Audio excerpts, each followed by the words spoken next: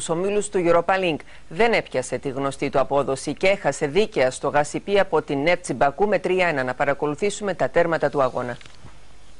Προσπαθούν τώρα οι παίκτες της Νέφτσι. Καλή κυκλοφορία της μπάλας, βγαίνει ο Θιώτης, επικίνδυνη κατάσταση, το πλασέ και δυστυχώς έχουμε το 1-0 για το Νέφτσι.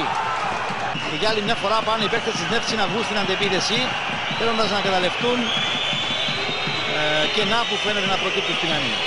Γούμπεϊ δοκιμάζει το σουτ, την μπάλα στα δίχτυα. Ευνηδιάζει ο απόλυτος ευνηδιασμός, τα λέγαμε. Πλησιάζει την περιοχή. Πάσα για τον Μαντούκα. Παλιά στην περιοχή. Να η ευκαιρία, αλλά ο Νέφτης δεν θα γίνει τον γκολ, θα γίνει τώρα τον Μπενασούρ. Ό,τι χρειαζόταν το ΑΠΟΕΛ, έστω και σε ένα χρονικό σημείο που δεν είχε καλή παρουσία στο παιχνίδι. Πίντο, περιμένει ο Σέρτσο. Νέο λάθος από τον Πίντο. Και για να δούμε τώρα πώς θα απομακρυνθεί ο κίνδυνος στην περιοχή Νέφτσι.